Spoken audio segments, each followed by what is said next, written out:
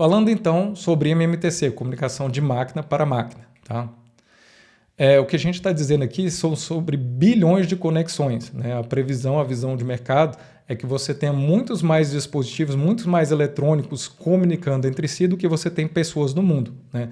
E de fato, hoje em dia, tudo aquilo que é entregue numa casa, muitas vezes uma geladeira, um fogão, uma lava-louça, tudo isso começa a ter algum tipo de conectividade sem fio. Né? E a visão, então, é que você, praticamente tudo aquilo que seja de eletrônico possa ter, então, comunicação sem fio.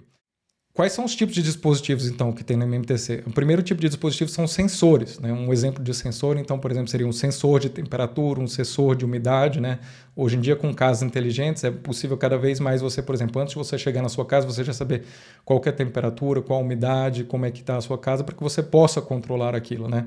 Tudo isso são, então, sensores, é aquilo que vai medir o que está no meio ambiente. Tá?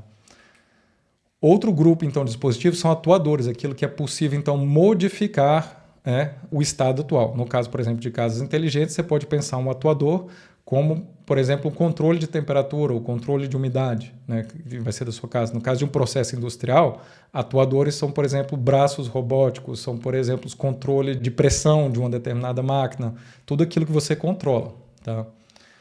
Outro exemplo bastante utilizado são câmeras. Né? Diversos tipos de serviços e aplicações precisam cada vez mais de câmeras. Isso é coberto dentro do mundo MMTC, mas também com o RedCap, tá? Que a gente falou anteriormente. Comunicação de veículos para veículos. Né? É possível, por exemplo, se você tem um veículo da frente freando, ele pode se comunicar com o veículo de trás e informar que está freando, né? E assim o veículo de trás pode se preparar para a frenagem bem antes do que um ser humano perceba que aquele veículo da frente está freando. A gente tem um tempo de reação que ele não existe para máquinas. Né? As máquinas podem funcionar de maneira mais rápida do que o tempo de reação.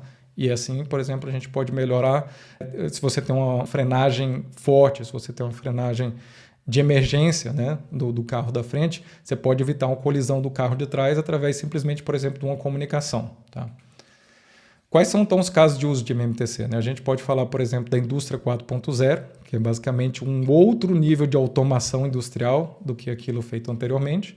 A gente pode falar de cidades inteligentes, então é tudo aquilo que melhora o dia a dia da cidade, como, por exemplo, controle de tráfego, como, por exemplo, segurança. Né? A gente pode falar de casas inteligentes, aquilo que você instala de automação, de comunicação sem fio para melhorar o conforto da sua casa. Né? A gente pode falar de agricultura inteligente, que é basicamente você então aplicar essas tecnologias de comunicação dentro da agricultura também com inteligência para que você melhore a produção, para que você observe melhor aquilo que está ocorrendo no campo. Né? A gente pode falar também de aplicações de logística. Né? Hoje em dia, se você pede um pacote na internet, você sabe exatamente onde o pacote está. Tudo isso depende de comunicação o tempo todo. Tá?